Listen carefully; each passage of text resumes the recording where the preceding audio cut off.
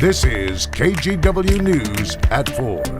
Good evening and thanks for joining us. I'm Brittany Folkers here with meteorologist Joe Ranieri. And Joe, it's pretty warm out there, but thanks to some cloud cover, that heat wave that we were all bracing for hasn't really manifested. Exactly right. Some people were, looking at close to 100 degrees for daytime highs yesterday, but that cloud cover started to roll through and we saw some much cooler conditions than we were expecting. And that's kind of what we're looking at right now. Here's some dark clouds above the Rose City right now, Brittany. From a Rose City camera, you can kind of see the gray skies above the Willamette there, but again, we're not seeing any precipitation fall. We have been picking up a good amount of thunderstorms throughout the Oregon Cascades and along the east side of the state.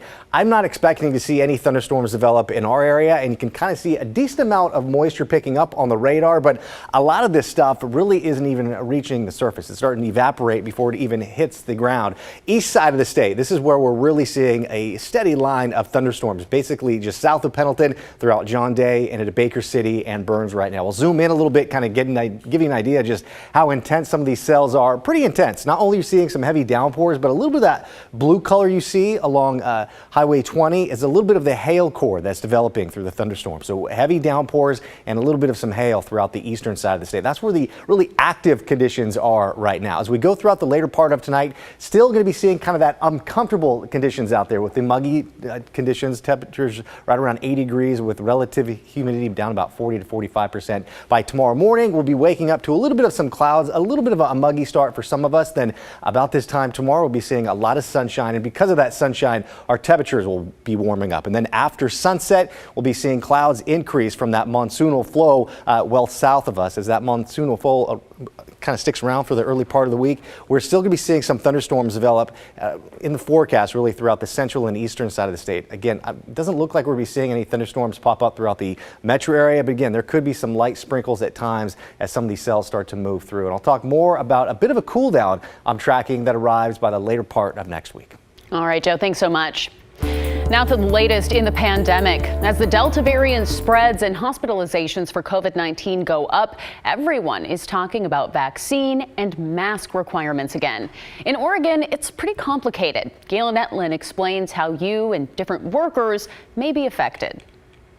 Nationwide this past week, 3 million Americans got their first COVID shot as fears of the contagious Delta variant ramp up too. We encourage folks to get vaccinated because we want to get back to normal. Stacey Chamberlain helps represent about 30,000 Oregon workers. There are a lot of conversations happening. She's executive director of Oregon Ask Me, a union for predominantly public employees and nonprofit workers. The union is working on the issues of COVID-19 vaccine mandates in workplaces and people who are unvaccinated. What are some of those steps do you feel as we move forward? We want to make sure that they have access, that there's incentives, and that there's education. The union says during the pandemic, many workers have put in hundreds of hours of overtime. It makes it really hard for folks to find time. Incentives to get vaccinated could be paid time off, childcare support, or cash. With the Delta variant, Oregon hospitalizations are back into the hundreds, mostly with younger patients who are unvaccinated. Now we know the science. We have a vaccine. This is a completely preventable problem. Dr. David Zones helps oversee critical care at OHSU. The union says 85% of its members working there are vaccinated, but hesitancy among the rest of those workers and the public is creating a new problem as cases tick back up. People are leaving the profession. They're exhausted. We already have a limited number of beds, and now we can't staff the beds that we have. OHSU is working on a mandate, but Oregon is the only state with a law that prevents hospitals from requiring employees to get the vaccine. We need more people to get vaccinated. Governor Kate Brown is considering a special session that could reverse that law. She's also thinking about a vaccine mandate for state employees, like in California. Healthy workplace creates a healthy state. Federally, the Department of Veterans Affairs is requiring staff be vaccinated, but the White House is holding off for other agencies. So a national vaccine requirement is not under consideration at this time. Back locally, the city of Portland is another entity considering a vaccine requirement. Staff would have to show proof of vaccination or get weekly testing. And for workers who are still hesitant overall, the union emphasizes vaccines are not political. How do you as an organization approach sort of that emotional response that people naturally have? I think it's taking the time to understand where that person is coming from and trying to identify what that fear is. And sometimes we're just not going to get there. The union and state say vaccine mandate decisions could roll out in the next few weeks. Galen Etlin, KGW News. COVID cases in Oregon are climbing again. New data shows the daily case count could hit close to 1,200 new positive tests a day by mid-August. Many of the new cases are in rural counties with low vaccination rates. We added up the new positive tests between July 27th and July 29th. Jackson County had 309 cases over the 3-day span. The county has a vaccination rate of 56% for people 12 and older. Douglas County had 167 cases with a vaccination rate of 52%, and Josephine County had 108 with a 48% vaccination rate. Multnomah County has the largest population in the state with more than 800,000 people. So for some context here, its vaccination rate is more than 80%, and it only had 249 cases over that 3-day span. Umatilla, which you see right here, they have only a population of close to 78,000 people, but reported 277 cases. Their vaccination rate only 53%. Doctors say they wish more people would get the jab. Disappointing. I'm saddened to think that we have a very, very safe, now well-proven technology that saves lives that is not being utilized to its fullest potential. They don't know what will change people's minds about getting the shot. Dr. Hitzman will try reaching out to reluctant people with a series of town halls. Health officials in Oregon say they have no plans to ask for a new statewide mask mandate. Dr. Dean Seidlinger spoke with KGW about the reasoning why, even as COVID cases rise, most of it comes down to compliance. Even if they were a requirement, there are going to be people who say, I don't believe in that. I don't trust the data that you're providing me, and I don't think I'm going to get sick. I'm healthy. Why should I have to wear a mask? And so it's that balance between the pushback we are getting, honestly, on our current recommendations to what that pushback would be from a requirement. Oregon Governor Kate Brown said this week that she is not planning for a statewide mask mandate either. She says any COVID restrictions or mandates should come from the county or city level. Oregon State Police are releasing new information about what led up to a deadly hit-and-run and police shooting in Marion County. It happened on Wednesday. Kaiser police were called to a business about a suspicious vehicle, and when they got there, 2 people were in a stolen car. 47-year-old Sean Beck from Olympia allegedly started shooting at the officers and took off from the scene. The other person stayed there and cooperated with police. Beck struck a pedestrian when he was driving away, which killed them on River Road. He was later stopped with help from Salem police. After a short standoff, Beck was taken to the hospital with several gunshot wounds. 6 Kaiser officers were involved in the shooting and have been placed on administrative leave. While the pandemic is still a very real part of our lives, this summer is much different than 2020. Many events that were canceled or postponed last year are making a comeback. Christelle Coomway joins us from McMinnville Airport, where one of those events just returned. Hey, Christelle.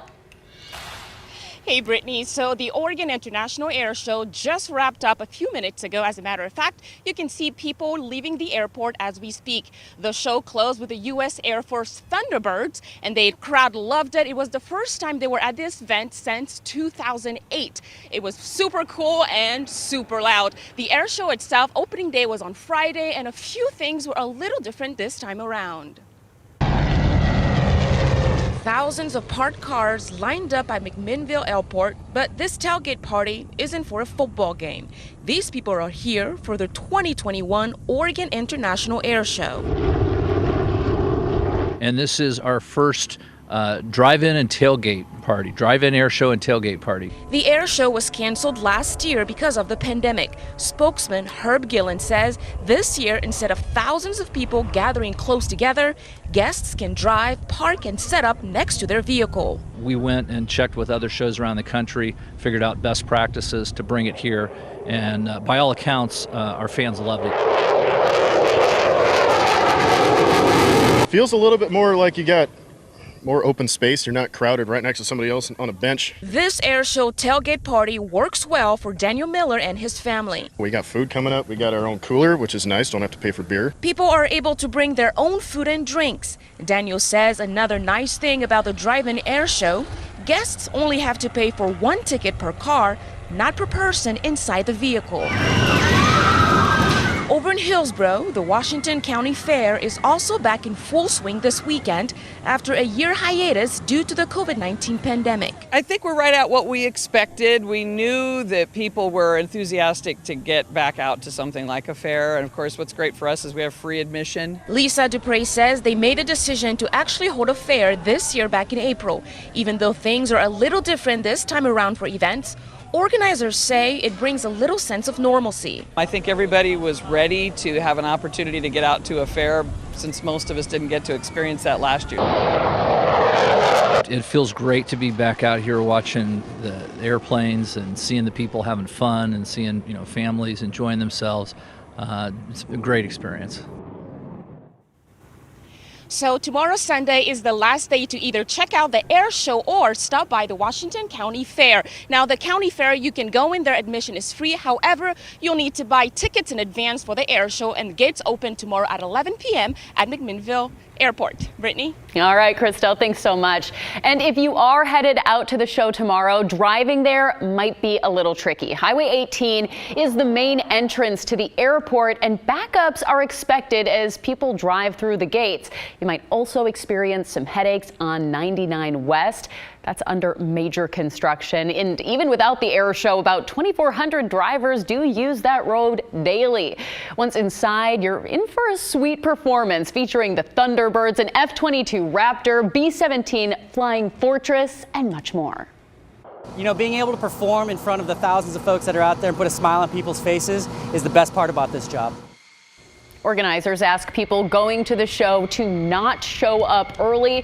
For anyone else using the road, well, expect the backups off Highway 18 to last from 11 a.m. tomorrow to the middle of the afternoon. People at the air show today were also treated to a performance from civilian pilot Brad Worston. He was excited to attend the event after it was canceled last year and performed tricks in a single-seater aerobatic airplane. The pilot has 13 years of experience flying air shows, and his routine is built around high-energy stunts. If it's one particular maneuver that's kind of my trademark, I do the thumbs up. I draw a thumbs up in the sky at the very end of my routine. That's always a fan favorite for sure. Okay, so if you were at the show and saw Worston's performance, you might be wondering, hey, why didn't I see that thumbs up? Well, he said it really does need to be perfect weather conditions, and they just didn't have them today. I'm sure it was still spectacular. Okay, get this. A very Portland tradition is back at Waterfront Park today, keeping Portland weird with a little mermaid magic. Yeah, mermaids came out from under the sea to part of our world. Weird Portland United helped put on the socially distant, totally free Mermaids in the Park Festival. The event had a little something for everyone, from pirates to sea creatures. You could learn about the history of mystical mermaids, play games with a pirate, check out the art installations, and even talk with some mermaids too. The event was started 7 years ago by a mermaid named Una. It was traditionally a parade, but was canceled last year because of the pandemic. Now, we're told Una always wanted to do a festival, and they worked to make that happen. I'll just call this another example of COVID lemonade. It's definitely lemons, but we have made the festival of her dreams today because we couldn't do our parade. People are tickled. Their inner child, their inner mermaid, their inner fantasy creature is able to manifest in these places. And if you live by that area, by Tom McCall Waterfront Park, you do still have some time to get there, but it's wrapping up soon at 5 o'clock.